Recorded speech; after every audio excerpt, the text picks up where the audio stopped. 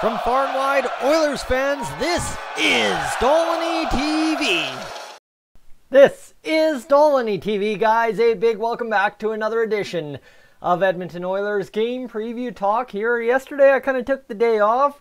You know what? I had some stuff to take care of, mostly just a little bit of personal time, enjoying video games. And, you know, if you've followed me since way back when we reacted to the game and all back then, and you'd know I'm a passionate fan of MLB The Show. So I had to take my time to enjoy that yesterday. However, back on the Oilers grind today, and you can see I've also kind of took some time yesterday to do up my cat real fancy. She looks absolutely awful. Problem is, when you go to shave a cat with as much fur as Zap has, you have to do it over the course of a couple days. Either way, I'm distracting myself again. We got a game to get to tonight against the LA Kings. The Oilers, this is the mess that they find themselves in, my friends. It's Tuesday. It's a big day for the Oilers. I mean, literally we face the Kings, Stars, Anaheim in the next, 5 days? So that's a lot of ground we can make up if we go 3-0. But to really realistically sit here and think we have a shot, does that make sense? Well, 7 points back, 7 games to go. Everybody else ahead of us has pretty much played more games than us, right? Minnesota's almost mathematically out of it if they lose 2 more. They've played 77 games.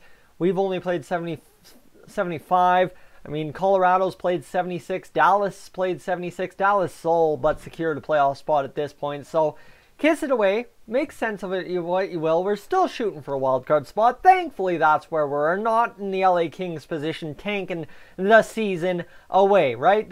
I could not stomach that. That's been my stance ever since. And anybody who sits here and argues another 18-year-old kid's going to change anything for this franchise, Connor McDavid hasn't. Ryan Nugent-Hopkins hasn't. Jesse Puljujärvi hasn't. Taylor Hall didn't. Nail Yakupov didn't, right? Forget it. It just ain't the way we need to build our team. Either way, the game preview, what do you got? Well, Mikko Koskinen's in net tonight, so that's huge. That's he gets another chance to keep showing improving, right?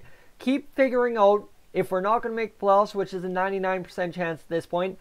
Figure out what he has to do better next year to be unstoppable, right? Next year, if we have a good offseason, we have a very good chance of going out there and doing some impactful damage early in the season, during the middle, and at the end to hopefully make the playoffs. Well, guess what? You know who a big key piece, just like any other year, is Oilers goaltending, and Mikko Koskinen is the man at 4.5 next year, so he's got to take his time, learn what he needs to do better in the offseason, and get to it in the offseason when we get there.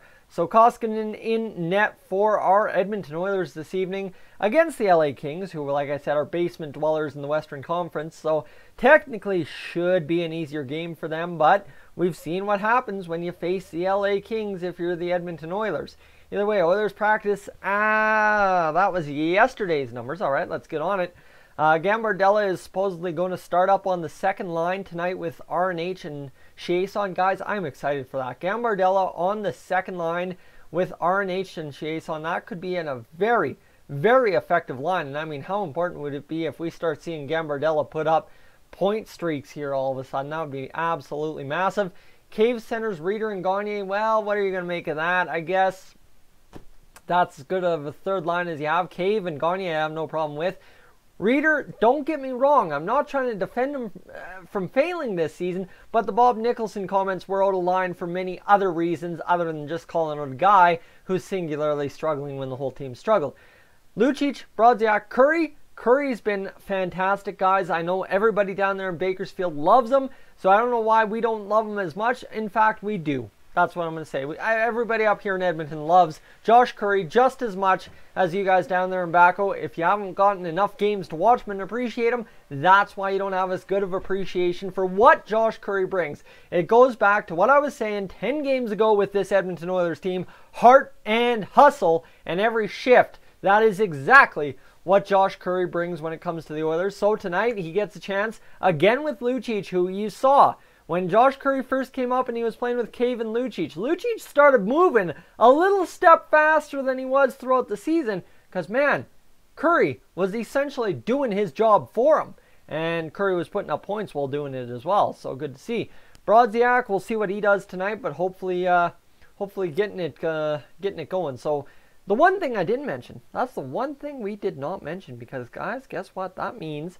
What did I not talk about? I did not talk about that mysterious Oilers top line that suddenly has really found some chemistry, getting the job done and getting the job going for the Edmonton Oilers, driving the bus like a top line should, and really getting it going. Well, that's Leon Draisaitl, Connor McDavid, and Zach Kassian, who have not been broken up yet in terms of full games, so that's huge, that's good, and we'll see what they can do tonight. So we'll see, like I said, I'm not sure who's in net for the LA Kings. Let me see if I can go find that for us, because I'd like to know. The LA Kings right there, not the Twitter account, please. And LA Kings, extinguished flames in the Saddle Dome. LA Kings, anything about tonight's game, player of the year. Nope, literally nothing going on with the LA Kings Twitter. Everybody craps on the Oilers for terrible Twitter. Well, guess what? The Kings have worse Twitter, I guess you could say. So let's go lines and see what we can find on Twitter. Normally I have this stuff ready, but Cat wanted out last second, and that is the way it goes. So let's see. Kings moved into at the LA Kings game. Go Kings go. And I don't see anything on the LA Kings. That's the Flames projected line. Okay, that is all right. Well, I guess that's where I'm going to leave you. I don't really know where the LA Kings lineups are, but let's go to Daily Faceoff and see if I can find anything there, and we should be good to roll. So Daily Faceoff lines and starting goalies lines, we should be good. And what do we want? We want line combinations for the LA Kings. And looks like right now the LA Kings are going to roll out there a lineup of Iafallo, Kopitar, Brown, Grundstrom, Kempe, Toffoli, Clifford, Carter, Lewis, Wagner, Brodzinski, and McDermott. Okay, so that's a basement dwellers lineup, that's for sure. But you see why that's getting them some attention. There's some good young names on there as well. So starting goalies tonight against the Oilers. Let's see, where's my Oilers game right now? Unconfirmed. So it's unconfirmed that it will be Jonathan Quick. That was kind of who I was leaning towards, but the reason I was leaning towards Jonathan Quick, Jack Campbell got a shutout last night against the Calgary Flames. Yes, right on. So we'll see what ends up happening, but I think it's probably a good chance Jonathan Quick gets the start. His stats this year, 15, 21, and 6. 325 goals against average and an 891 save percentage. Can you say Cam Talbot? Anyway, what? Who said that? Is that what you talking about? Anyway, so the Oilers, what are the keys to victory? Well, guys, I've said it the same way for the past 20 some odd games. It's go out there, force your offense down their throat, play Hitchcock defense, and have a goaltending performance that is better than all right. That's literally, you just need better than all right. Doesn't have to be good, just better than all right. Okay, whatever. Anything better than that is going to get you a W against a team like the LA Kings if you start on time, shove your offense down their throat, and take them seriously, because just because they're basement dwellers doesn't mean they're not an NHL team, i.e. Ottawa, i.e. New Jersey, i.e. anyone we're supposed to beat and don't. Simple as that, guys. So for the Oilers, like I said, you just got to go out there, show and prove tonight, and go get this W. I don't care if we're making the playoffs. Just keep pushing. Just keep heart and hustle. Just keep working for it. Because at the end of the day, I don't want to watch losing hockey. I've watched enough of that this year. Let's go out and win this rest of the schedule, the final 7 games. See what happens. Roll the dice. Let's go. Guys, I'm Tyson. This is Dolynny TV. What I want you to do right here, right now, is give me your thoughts down in the comments section below. Sorry, guys. Got some insulation from work in my hat, and that's making me itch myself. But let me know your thoughts in the comments below. I mean, I've had a lot of fun engagements with you guys of late. You guys have really taken it to me over the old boys comments and whatever, but it is what it is. You're not going to change my mind there, but at least engaging with you and having a discussion, that's exactly why I'm doing what I'm doing, and I absolutely appreciate you guys who have commented. But if you're new to the channel and you sat through 10 minutes of me rambling about an Oilers game against the LA Kings in late March, which really means nothing, well, let me hear what you have to say in the comments down below. I'm Tyson, this is Dolynny TV, guys. As always, I'll try and catch you for the game breakdown, but no promises. It is a 7 o'clock start tonight.